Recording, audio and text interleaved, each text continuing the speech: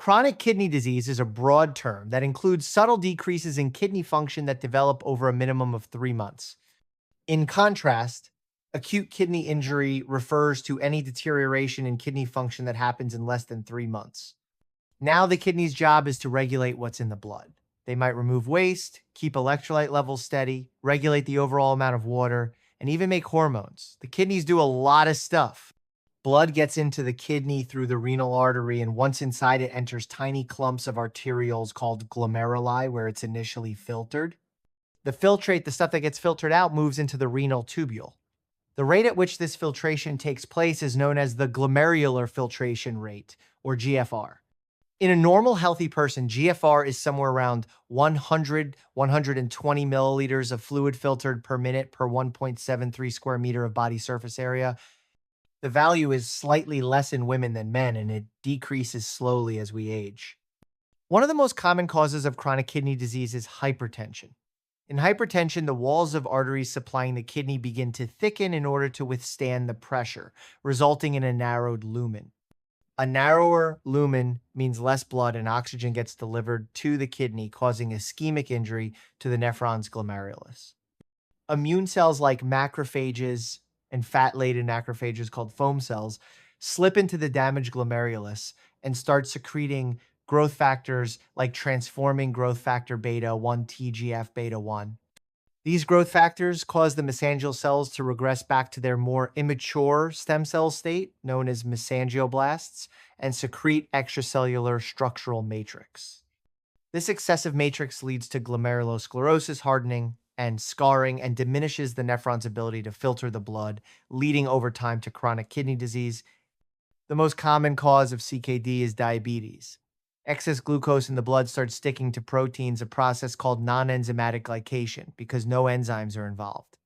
This process particularly affects the afferent arteriole, causing it to become stiff and narrow, a process called hyaline arteriosclerosis. This creates an obstruction that makes it difficult for blood to leave the glomerulus, increasing pressure within it and leading to hyperfiltration. In response, the supportive mesangial cells secrete more structural matrix, expanding the size of the glomerulus. Over many years, this process of glomerulosclerosis again diminishes the nephron's filtering ability, leading to CKD. Although diabetes and hypertension cause the vast majority of CKD cases, other systemic diseases like lupus and rheumatoid arthritis can also lead to glomerulosclerosis.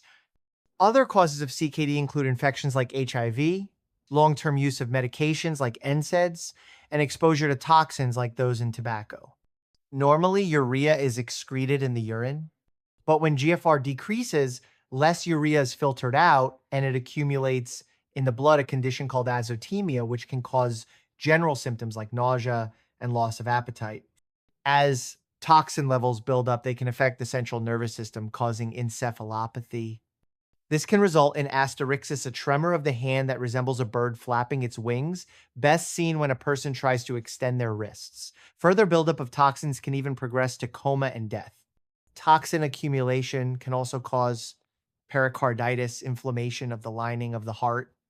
In addition, there's an increased tendency for bleeding, since excess urea in the blood reduces platelet stickiness, making clot formation less effective. In rare cases, uremic frost may develop, where urea crystals deposit on the skin and look like powdery snowflakes. Beyond waste removal, the kidneys also regulate electrolyte balance. Potassium levels are particularly important.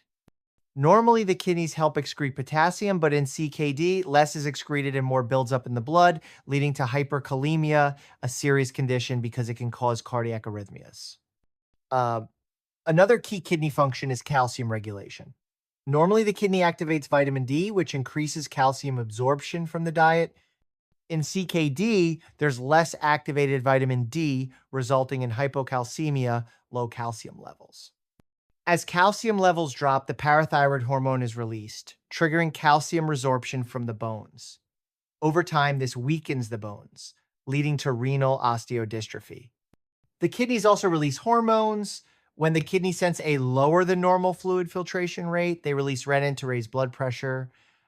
In CKD, the dropping GFR leads to more renin secretion, which leads to hypertension, creating a vicious cycle. The kidney also secretes erythropoietin, a hormone that stimulates red blood cell production in the bone marrow. In CKD, erythropoietin levels fall, reducing red blood cell production and leading to anemia. Ultimately, the diagnosis of CKD comes down to tracking changes in GFR over time. CKD might be suspected with a GFR below 90 milliliter per minute, 1.73 square meter, and irreversible damage can occur below 60 milliliter per minute, 1.73 square meter. To confirm a diagnosis, a kidney biopsy may be performed to look for changes like glomerulosclerosis. Treatment for CKD usually involves managing the underlying cause. In severe cases, dialysis or a kidney transplant may be necessary. Quick recap. Chronic kidney disease is when GFR falls below 90 milliliter per minute, 1.73 square meter for at least 3 months. It is mainly caused by diabetes and hypertension.